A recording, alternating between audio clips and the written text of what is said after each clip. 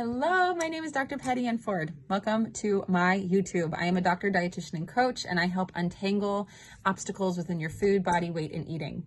Today, I want to talk to you about journaling and why the heck we do it. What is the point? It's maybe annoying. I don't have time for it. I don't want to do it, but specifically food journaling. So a lot of times whenever you work with a dietitian in a clinical space, in a coaching space, or anyone that works with food, any health coach, they're going to ask you to write your food down. And sometimes now in the digital age, we use apps like MyFitnessPal. I think popular diet programs like Noom have their own kind of food logging system. I have my own practice since 2016. I have my own logging system. So there's just different ways. The psychology of what's happening is you're increasing your self-awareness. And not only is the information helpful for the person that's working with you, yet the art of stopping and paying attention to what you're doing is evidence enough for your brain for change. One of the first steps of any behavior modification change is increasing awareness around what you're doing.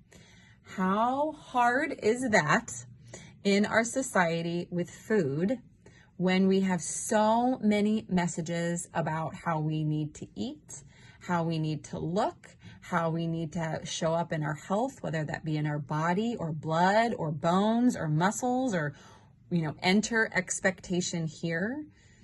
It's so hard to be aware of, okay, what did I actually want to do? What did I do? How do I feel in this moment? Because we're just inundated with so many different messages about health. One of the biggest benefits of journaling is really understanding and being aware of what is happening for you. Regardless of what any practitioner or coach or person is telling you, it's really understanding, well, what is my experience? And sometimes we've never been given the room to do that. Either you're really high functioning, you have a million jobs, you have a million kids, and you just don't have the space to slow down. I think even Yoda, or someone just as equally as important, says that's the most important time to slow down when you say you don't have time. That is the most brightest, biggest red flag. When you don't have time for you is the time to take for you, which is really hard to do on your own, because what you don't know, you don't know. And you almost need a trusted advisor, a trusted witness to call that out for you in a loving and kind and compassionate way so you feel safe.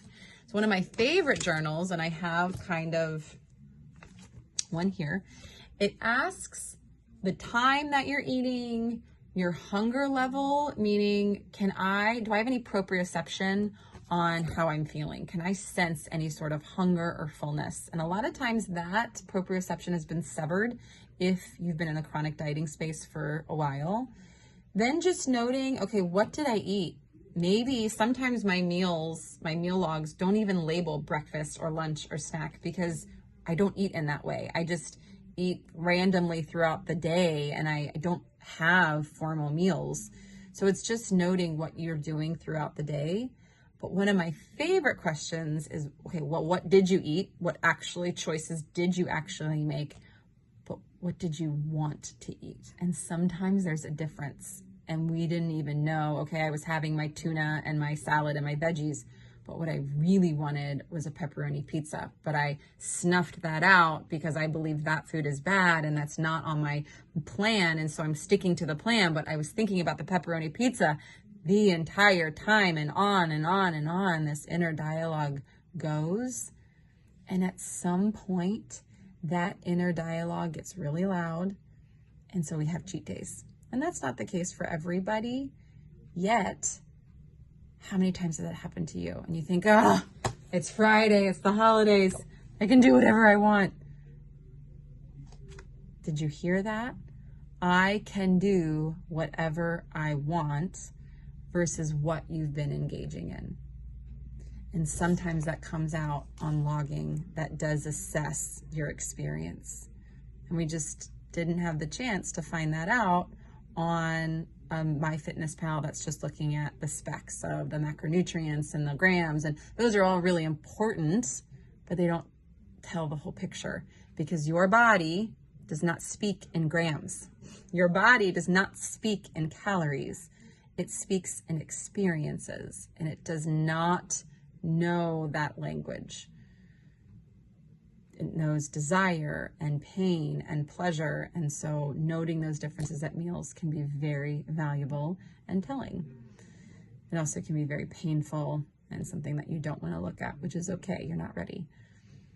Journaling is very, very valuable if you're willing. And if not, that's curriculum enough to say, okay, you're not ready. Let's do the next best step.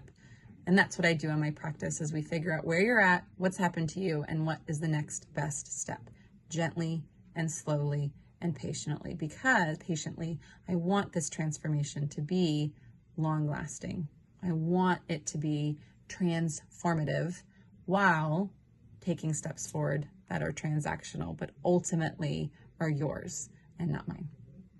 My name is Patty Ann Ford. Thank you so much for being here, and subscribe if this was helpful to you. Okay.